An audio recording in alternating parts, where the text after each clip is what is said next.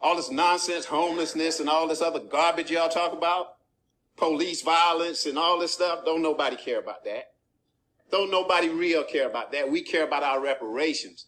And we have to put white people on notice that we want our reparations. That our foreparents and us, we didn't work for free and underpaid and all this nonsense. And the white folks get away with it. And they talk about the great city they're building. No, we want our reparations. $3 million per person. $3 million per person right here in this city. That's the only thing black people got to care about. All this other little nonsense y'all talk about, we do not care about. Good. Okay, let's talk about Black Lives Matter. This is probably going to end up being an utter waste of my time having you on the show. What are your thoughts about you Black don't know Lives that. Matter? You may learn something. We'll see, preacher. What is it about Black Lives Matter that you disagree with fundamentally? Black Lives Matter was founded by a bunch of fat black radical lesbians. Okay. And who All hate right, have a good God. man. Get this clown off my show. I appreciate you. Who Thank you for hate being- God, who hate the Thank you, nuclear sir. family. Yeah. It's not what I deserve. It's not what any of us deserve. So just be diligent when you see shit in the media and you see shit that's being talked about. Please be diligent because they are purposefully doing this. All right, guys, so we got to talk about a great story that is an example of why reparations will not work. And I've been making this argument for a long time. People don't necessarily like the argument. They just want the check, okay? Cut the check, right? But the reality is that a lot of people simply don't know what to do with a check, okay? If they get a check, it's not like they're going to take the money and, invest it and grow the money and create generational wealth with the money, do something positive with the money. No, they're going to blow the money, right? And that is true for probably a vast majority of those people who would receive a reparations check that they've been begging for so much, okay? They're going to blow it, right? They're going to blow it. And then they're going to come back around and be asking for more money, okay? They're gonna be asking for more reparations and, hey, you didn't pay me enough. I'm broke again, right? And if you don't believe me, all you have to do is just look at what's happening to BLM, okay? As allegedly, they're headed towards insolvency because they made very bad decisions when it comes to their finances. So I want to talk about this because this story is fascinating, and it is a example of, again, why you can't give some people money, right? So let's actually take a look at this story right here that's going to lead up to today. This article came out June 1st, 2022. New BLM head, Cicely Gay, has filed for personal bankruptcy 3 times. Yeah, so I want you guys to understand what's going on here, right? Because this story is so ridiculous.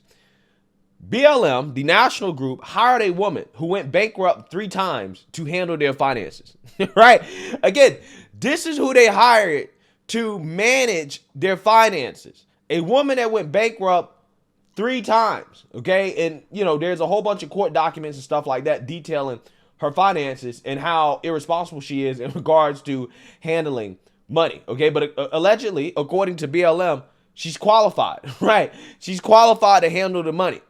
Fast forward to today, you have this article that comes out from the Daily Mail about how Black Lives Matter is headed for insolvency after plunging $8.5 million into the red, but founder Patrisse Cullors' brother was still paid $1.6 million for security services in 2022, while sister of board member earned $1.1 million for consulting. So, again, if you guys haven't figured out what's going on here, right, this company, or this nonprofit that is, was set up simply to get a bunch of woke race hustler communists rich, right, off donations that came because of dead black men losing their lives at the hands of police officers, and then the mainstream liberal media twisting the narrative to try to make it seem like some sort of, I don't know, racially motivated hate crime, right? Because the vast majority of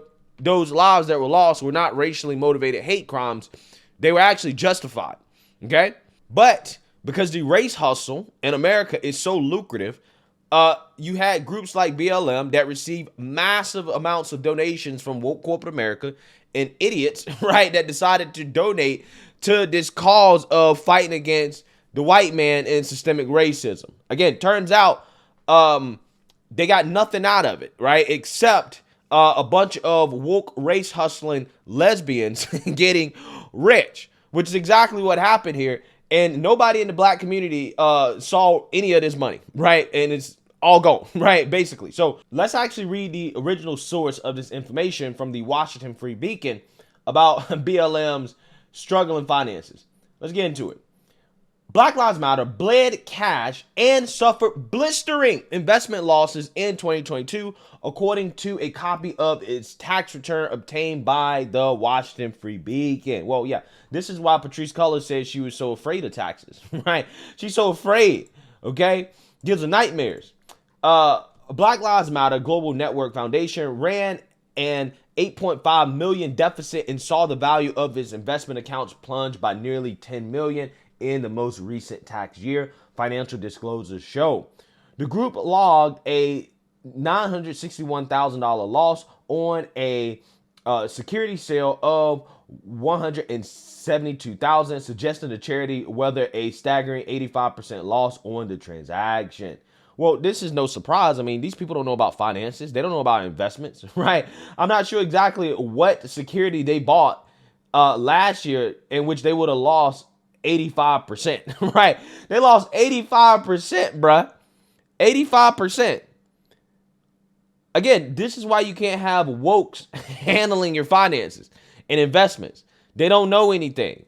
They don't know nothing. You're almost guaranteed to lose money, okay? Again, even if some of these people are wise enough to invest the money, they still have to be able to choose investments wisely. And the fact that they suffered an 85% loss on one transaction tells you that they didn't pick securities or investments that were safe, right? They picked investments that were risky, aka they had no idea what the hell they were doing, right? Because when you're running a nonprofit and you're relying on donations, which can go up and down, it can fluctuate. When you're talking about investing in order to preserve capital, you need to be investing probably in safe investments, right? Investments that probably are going to, at the very least, deliver you a stable income and cash flow, right? That's probably what I would do, right? That's probably what I would focus on, okay? If I was running the investments for a nonprofit like that, they received $90 million in donations, right? That's enough money where you could probably put that into a somewhat high dividend yielding account and you can just collect money, right? You can collect probably at least a few $1 million a year and you can work with that and probably still have some growth. But again, these people put the money in some crazy securities, okay? And they just lost all of it. Again, it's just hilarious. These troubles didn't stop BLM from doling out 7-figure contracts to friends and family of its former executive director, Patrisse Cullors, who once said charity financial disclosures were triggering and deeply unsafe. Yeah, again, we know why now, right? It's no surprise that Cullors was so fearful of disclosing Black Lives Matter's finances to the public. The revelations in Black Lives Matter latest Form 990 show that the group is on the fast track to financial insolvency and that the excesses of Cullors' tenure have not abated under her chosen successor, Shamaya Bowers. The financial losses come after a year of missteps and setbacks for the embattled charity. BLM raised just $9.3 million in its 2022 fiscal year, down 88% from its haul the year prior. Black Lives Matter was forced to shut off its online fundraising streams in February 2022 due to compliance and transparency issues in several liberal states. The group has blown through 2/3 of the $90 million it raised in the wake of George Floyd's death in the summer of 2022. Yeah, again, this is not surprising. Why should this be surprising to anybody? That again, a bunch of woke communist lesbians running a nonprofit that received millions of dollars, okay, $90 million they lost it all, right? Again, this is why reparations will never work, okay? This is why it won't work. BLM spent about 12 million of those funds on luxury homes in Los Angeles and Toronto. That profligacy did not abate in the 2022 fiscal year when the charity dropped more than 10.5 million on contracts, much of which went to companies linked to Cullors' friends and family. Cullors' brother, Paul Cullors, made out especially well, a graphic artist with no prior experience as a bodyguard. Paul Cullors and his two companies raked in 1.6 million, providing, quote, professional security services for Black Lives Matter in 2022. Paul Cullors was also one of BLM's only 2 paid employees during the year, collecting a $126,000 salary as, quote, head of security on top of his consulting fees. Yeah, so again, this guy was getting paid, right? All these people were getting rich, okay? Again, money that was given to BLM, okay, because of dead black men, right? Off the blood of dead black men, they took and they didn't actually use the money to help any of the communities in which these dead black men died. They took the money and they enriched themselves, right? They took the money and they got rich, right? I mean, they got all their friends and fellow comrades rich. It's amazing, right? It's amazing. And see, they wanted to go after people and say, oh, it's white supremacy. It's white supremacy for criticizing them, right? Criticizing them is white supremacy. Because, again, we all know why they throw out that label white supremacy when anybody criticizes them. It's because they know that they're up to no good, right? That this is what's happening behind the scenes. Okay, once they start throwing out the term white supremacy, you know you're over the mark, right? You're over the target. Black Lives Matter disclosed last May it had paid Paul Cullors a comparatively meager $841,000 to protect the charity's swanky $6 million Los Angeles mansion in its 2021 tax year, which Patrisse Cullors used to film herself baking peach cobblers. Again, this is the type of revolutionary content that they were talking about creating that's going to empower and help the black community, right? Them making content out of their $6 million mansion in Los Angeles, in the white community, by the way.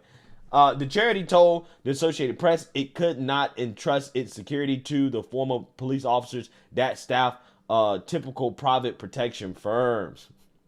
Quote, while Patrisse Cullors was forced to resign due to charges of using BLM's funds for her personal use, it looks like she's still keeping it all in the family, said Paul Kamenar, an attorney for the National Legal and Policy Center Watchdog Group. Bowers, the Black Lives Matter board member and close friend of Cullors, hauled in a hefty bounty during the charity's 2022 tax year. Black Lives Matter paid his company Bowers Consulting $1.7 million for management and consulting services. Yeah, so again, these guys are paying themselves, okay, with donation money, with blood money.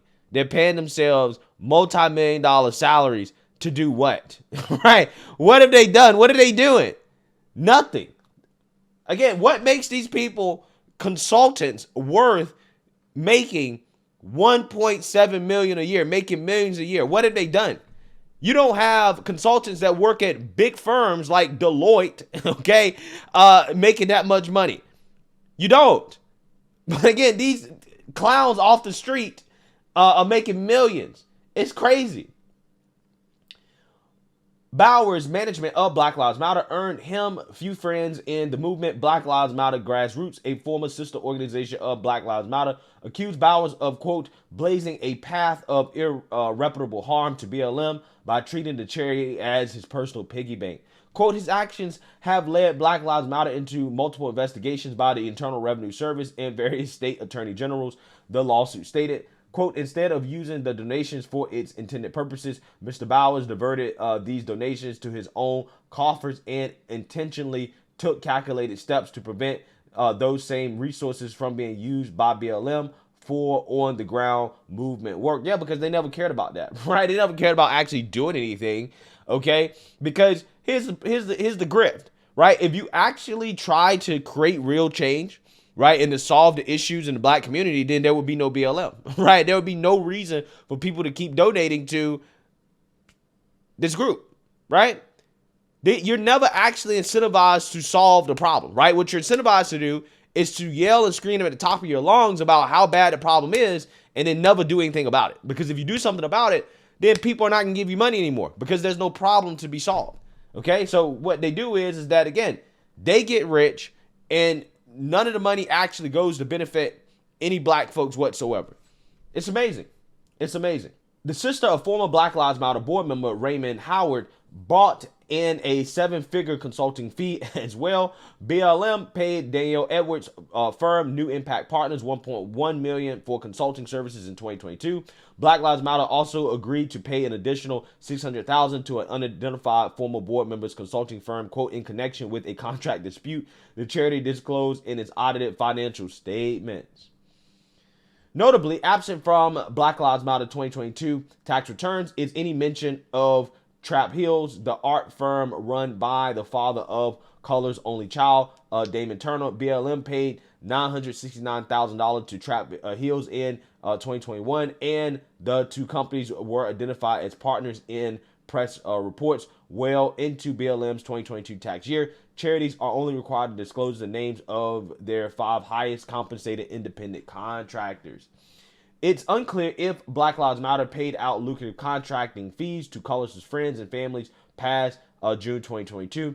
The charity brought in on a new board of directors last summer, led by nonprofit advisor Cicely Gay, who has filed for Chapter 7 bankruptcy 3 times since 2005. Black Lives Matter did not return a request for comment. Yeah, so this company or this nonprofit is on the verge of collapse.